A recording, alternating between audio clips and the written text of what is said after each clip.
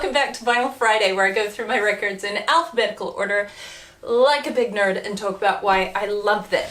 This week, as you can see, is a Revolver week. I am especially excited about this week's episode. I know that I say I'm excited every week.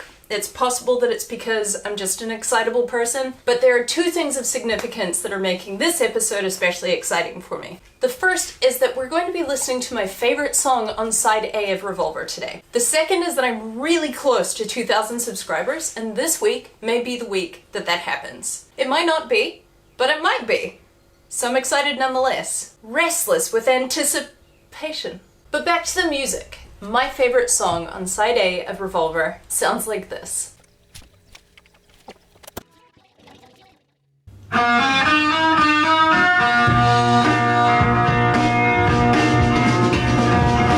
that's a cool opener to a song. I love this one. Okay, there are many reasons musically why this is my favorite song on side A, and we're gonna dig into that. But in order to really get under the hood of this song, I think that a closer examination of the Beatles' relationship with lysergic acid diethylamide is in order. I'm sure that's not what you thought I was going to say. For the uninitiated, that is the chemical name for LSD, or as it is colloquially known, acid. About a year before they recorded this song, in March of 1965, John Lennon and George Harrison and their respective partners went to dinner with a dentist. And he put it in our coffee and never told us. And we never heard of it. Predictably, shenanigans ensued as they went about their evening on the town, absolutely off their nuts on LSD. You know, we were just insane. We got in the lift and we all thought there was a fire in the lift. It was just a little red light and we were all screaming like that. And the lift stops and the door opens and we were all going, ah! This isn't strictly related to the song, but I think the first thing that I would like to note is that it's very not cool to give people psychoactive substances without their consent. I hope that goes without saying. Despite this lack of consent, it was a life-changing experience for both John and George. We went out to a club and it was incredible. It was really incredible. The Storytime correspondent will tell you a little bit more about that first night. Good day to you. All of today's readings will be taken from The Good Book. John says of the experience, it was terrifying, but it was fantastic. And George elaborates, that first time I had acid, a light bulb went on in my head, and an illumination goes on inside. In 10 minutes, I lived 10,000 years. Approximately 5 months later, John and George dropped acid for a second time. There was a bit of a gap in their touring schedule. They were at a house in Beverly Hills, and it was quickly swarmed by fans. So rather than try and get past the hordes of fans, they decided to invite some people over, have some guests, have a little party. Three things happened that I think made this a really significant day. The first thing is that George and John were desperate for the other two to try acid because they felt like they'd had this, again, life-altering experience that the other two had not, and so they weren't really relating to them as well as they would like to. George describes this explicitly in Anthology. There was one very important day at that house. John and I had decided that Paul and Ringo had to have acid because we couldn't relate to them anymore. Not just on the one level, we couldn't relate to them on any level because acid had changed us so much. It was all too important to John and me. And eventually, Ringo did decide to partake. Paul did not. We'd heard that you're never the same. It alters your life and you never think the same again. And I think John was rather excited by that prospect. I was rather frightened by that prospect. Just what I need. We'll come back to this. The second thing is that Roger McGuinn and David Crosby, my king, of the Byrds were at this party, also on acid, and George got to talking to David about his new interest in Indian music, and David recommended to George that he listen to this artist called Ravi Shankar. The third thing is that the actor Peter Fonda, in his pre-Easy Rider days, was also at this party. Now, from the way that Peter Fonda tells it, he was having a marvelous time. He says, they were so enthusiastic, so full of fun. John was the wittiest and most astute. I enjoyed just hearing him speak. From his perspective, what happened is that George was beginning to experience, I believe, what's called ego death. He felt like he was dying. And in order to comfort George, Peter Fonda was telling him a story about how he had almost died when he was younger. He kept saying, I know what it's like to be dead. From the Beatles' perspective, though, this was received completely differently. John says, and this guy who I didn't really know kept coming over wearing shades saying, I know what it's like to be dead. And we kept leaving him because he was so boring. It was scary when you're flying high. Don't tell me about it. I don't want to know what it's like to be dead. That's how I wrote She Said, I know what it's like to be dead. It was an acidy song. George says, I don't know how, but Peter Fonda was there. He kept saying, I know what it's like to be dead. He'd accidentally shot himself at some time and he was showing us his bullet wound. He was very uncool. And so John Lennon kicked Peter Fonda out. Right, now why are those three things significant? The Peter Fonda thing is significant because clearly it provided the literal lyrical inspiration for this song. She said, I know what it's like to be dead. And she's making me feel like I'll never belong.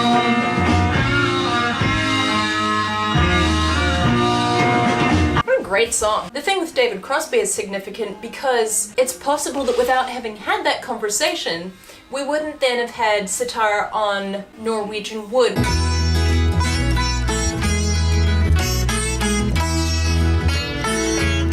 We may not have had Love You To. George may not have ended up having lessons with Ravi Shankar. And as we sort of looked at in the Love You To episode, George's interest in Indian music trickled through to the rest of what the Beatles were doing and became a big part of the Beatles' sound from that point through to the rest of their career together. And then there's Paul choosing not to take the acid. The fact that George and John had had this life-altering experience and they wanted Paul to join in and Paul chose not to at this point in time changed the interpersonal dynamics of the band. That's not to say Paul should have just gone along with it, because I don't think that that's the sort of thing that you should just hurry into or be peer pressured into, and clearly he wasn't in the right mindset for it. Anyway, it could have been a disaster. So I delayed, and I was seen to sort of stall a little bit, I think, within the group. However, John and George were not necessarily the nicest about it, and teased Paul about how they were in on it and he was not. A lot of peer pressure. I mean, talk about peer pressure. The Beatles. That was probably very difficult for Paul because up until this point, the supremacy of John Lennon and Paul McCartney as primary songwriters was unbreakable. This shifted that. And it was a shift in those relationships that persisted. Because you have to remember that when George joined the band, he was just this skinny little kid. And John was 17 years old. He was nearly an adult. So for the longest time, George was like a little brother. He was this little kid. There was an age gap, there was a maturity gap. To hear George tell it, they did acid together and they became these sort of bonded equals where the age gap stopped mattering. That I was younger or I was smaller was no longer any kind of embarrassment with John. John and I spent a lot of time together from then on, and I felt closer to him than all the others right through until his death. An interesting nugget of information is that Paul did end up doing acid about 4 months after this party. Interestingly though, none of the other three Beatles was present. One of the guys who was present that evening, this guy, went on to crash his car and die a few years later. John Lennon read the news article about it, wrote a song about it, and it went like this. He blew his mind out in a car. So perhaps because of that last point, this song, She Said, is very much the John and George show. And I think a strength of this song is that it showcases some of the strongest qualities in each of the two songwriters coming together. Let's dig into that. George helped John write this song. John was in a little bit of a writing funk. He'd really only contributed a few songs to this album, and as he said, he was spending mostly a lot of his time sleeping. George went over one day and John had all of these little song fragments. George helped him to stitch all of those little fragments together. For instance, this is a demo of one of those little fragments. She said, I will love you more than I said, no, it's wrong.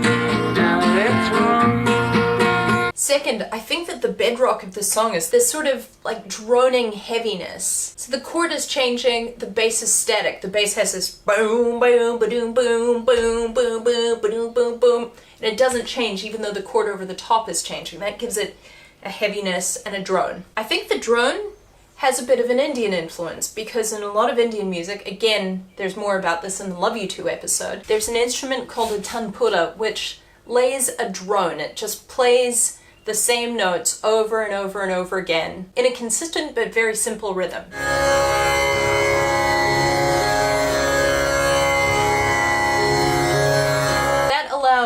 lead instruments like the sitar to really expand melodically, and percussion instruments like the tabla to do interesting things rhythmically. In this case, it really feels like the bass is establishing that similar drone feel because it's not changing note, even though everything on the top of it is. It sounds like this.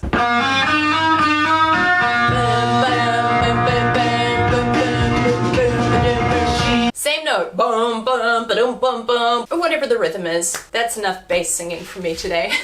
So this sort of Indian-tinged drone foundation is operating in tandem with John Lennon's newfound propensity for psychedelic, emulating, expansive heaviness in his compositions. Almost sluggish. You can hear it in Rain.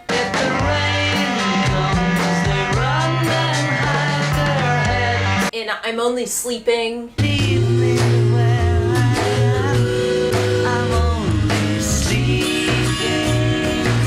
In Tomorrow Never Knows. Turn off your mind, relax and float downstream.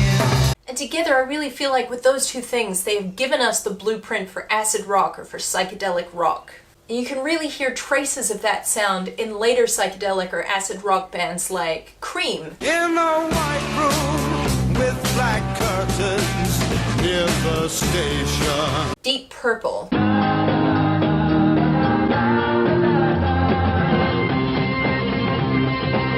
Jefferson Airplane. Look what's happening at the street, at a revolution. Obviously the Grateful Dead. Fortune guns are crawling, Calliope woman. And of course MC5.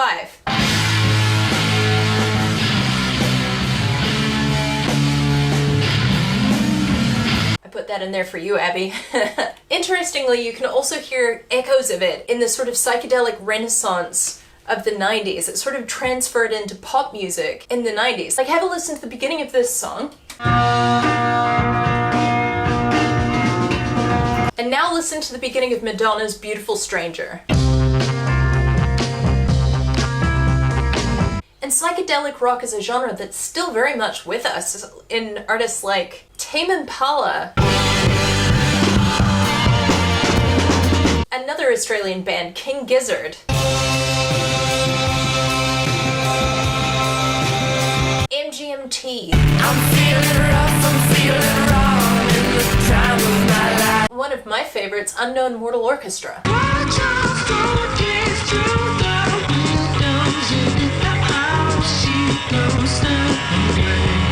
So once again with this brilliant album, the Beatles are helping to invent genres left, right and center. Amazing. Then there's their vocal blend. I know what it's like to be dead. They blend so well together. I think both voices have that sort of slightly nasal, almost sardonic edge. And when you put them together, they just sound perfect. You can barely separate the two voices. I think John is singing the bottom part and George is singing the higher harmony. It's a really interesting harmony too, because you would think it would sound like this. I know what it's like to be dead. But that's not what he sings. It's a slightly higher note at the end of the phrases, like this. I know what it's like to be dead. I know what it is to be sad. So good. There's some great harmonies on this track. Listen to this bit here. She said, you don't understand what I said. I said, no, no, no, you're wrong. And then again here, lower. Everything was right. Everything was right. They sound so good together. And this is a really interesting example again, because usually if there are two voices singing, it's John and Paul. 'Cause I couldn't stand the pain. Not John and George. There are plenty of songs where we get the three of them together, and that is also a brilliant vocal blend. This boy wants you back again. But this just works on a whole other level. The odd changes in meter in the middle of the song also feel like both a John thing and a George thing. Again, because Indian music features a lot of time signatures that to our Western ears we might feel as unconventional, like 1 2 3 1 2 1 2 3 1 2 1 2 3 1 2 1 2 1 2 3 1 2 1 2 1 2 3. Those sorts of things where it feels like the downbeat's in the wrong place. But John also does weird things with changing feels in songs, like Happiness is a Warm Gun does it multiple times. You start in this very straightforward 4/4. She's not a girl who misses much. And then you change to something that's a bit more like a waltz. And then you change to something that was so difficult that it took something like 100 takes, 90-something takes to get this right. For the superior John the gun. Those sorts of like weird idiosyncrasies. And it happens in this song, where we go from 4/4 to 3/4, like this. 1 2 3 4 1 2 3 4 1 2 3 1 2 3. And then after the last, everything was right, 2 3. I said 3 4. And it's a little bit jarring, but that makes the song exciting. It keeps you on your toes. And it really does feel like a beautiful marriage of John's songwriting sensibilities and George's songwriting sensibilities. What else? It ends on this fantastic call and response between the two vocalists. And this is where you can really hear how similar their vocal tones are. I believe it starts with John, and then George is the response. John! George! She said, I know what it's like to be there. I know what it's like to be. You can hear that they're two distinct voices, but when they blend together, they are just similar enough that they sound like a whole other animal. It's magical. You can almost hear the bond between these two musicians jumping out of the recording. Like, it's no wonder that Paul walked out of the studio when they were recording this. You know, he says it was because of creative differences. Maybe it was, but also maybe it was watching your best friend make a new best friend. And that's not to say that it ruined Paul's relationship with John by any stretch of the imagination, but if John was the only person you've ever written music with, and now he's writing music with somebody else, I can see how Paul might feel a little bit jealous. That's my take anyway. And I reckon my bromance theory isn't ridiculous, because when John Lennon played his last ever live performance with Elton John at Madison Square Garden in 1974, John chose to play a Paul song and opened it like this. We thought we'd do a number of an old estranged fiancé of mine called Paul. This is one I never sang. It's an old Beatle number, and we just about know it.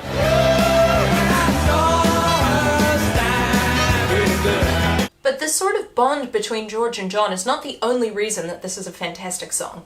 Here are some other reasons. The guitar tone is a force to be reckoned with. That distortion, it's quite something. Predictably, I spent a lot of time on the Beatles subreddit, and the guitar tone on Revolver is often cited as the best Beatles guitar tone. And I can definitely see the appeal. This is the hardest edged tone that I think they've had up until this point in their career.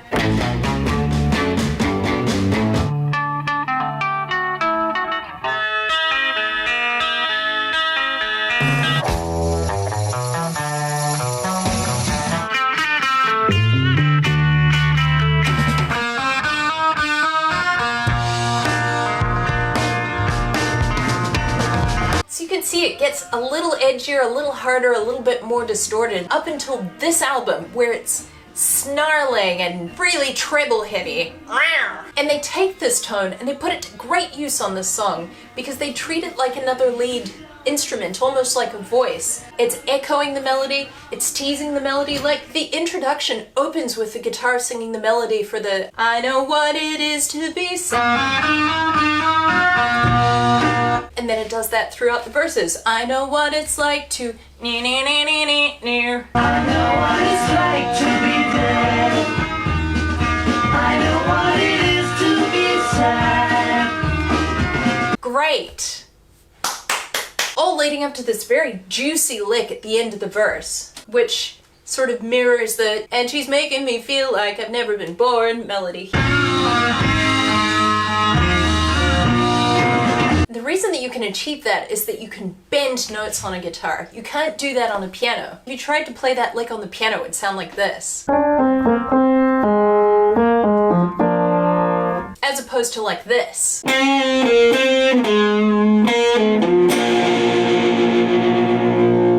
This lick undeniably goes hard. And the bass part does kind of a similar thing in that it follows the rhythm of the melody at the end of the phrases. I'll do some more bass singing, which I'm sure you've all been holding out for.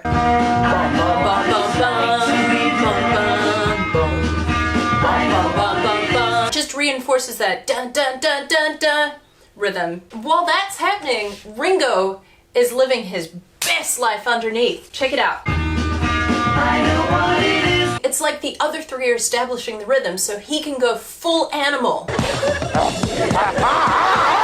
There are some killer fills that Ringo is playing on this track. And the amazing thing is that almost all of them are some variation on crash. But he's emphasizing different beats. He's playing between the snare and the toms. He's achieving so much with so few drums. I know what it is. He's not actually syncopating any of the notes. He's not going like ba-dum, ba-ba, ga-ticka-da. It's all da-ga-da-ga-da-ga-da-ga-da-ga-da-ga-da. But it's da-ga-da-ga-da-ga-da-ga-da-ga-da-ga-da. Here's what it sounds like isolated. Because it was bad enough with the bass singing, we don't need me singing drums as well.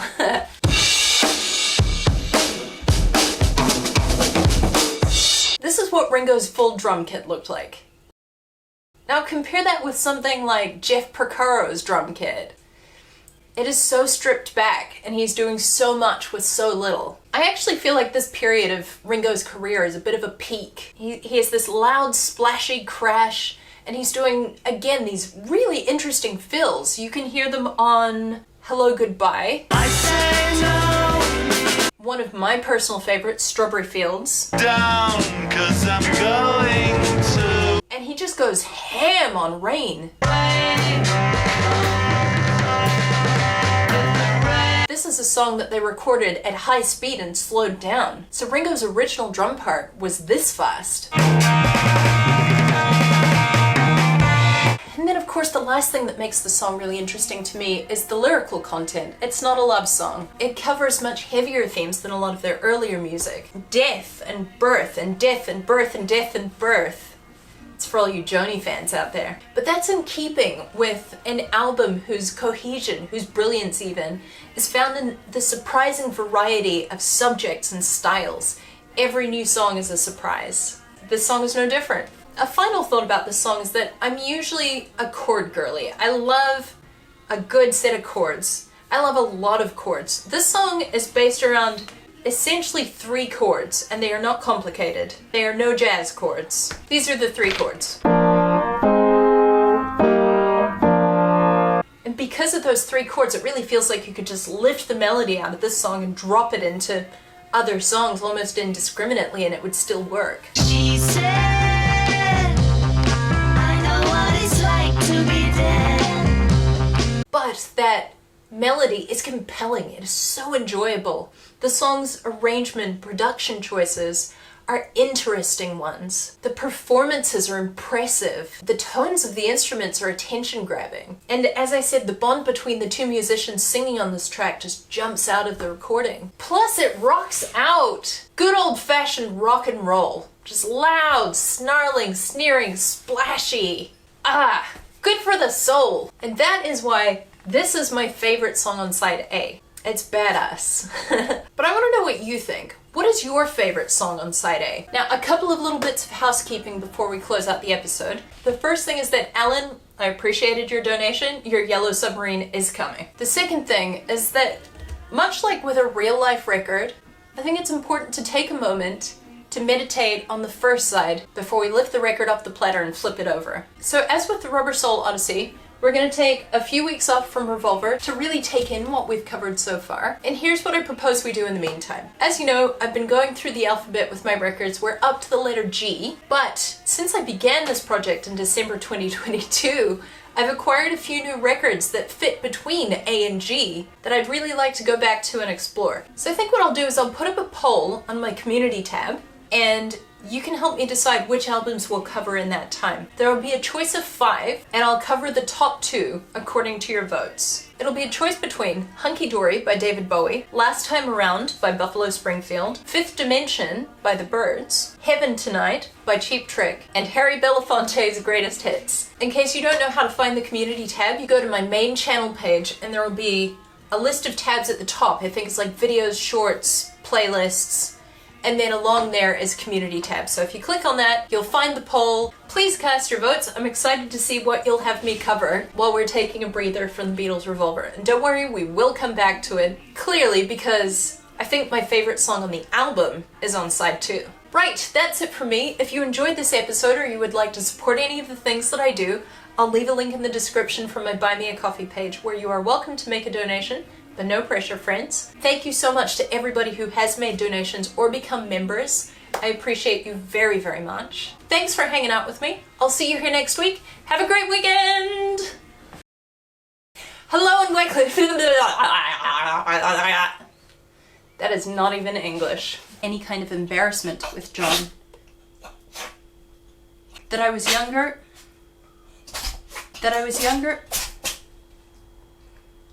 Cat's having a sneezing fit. But I mean, this is what Dringo's... Dringo.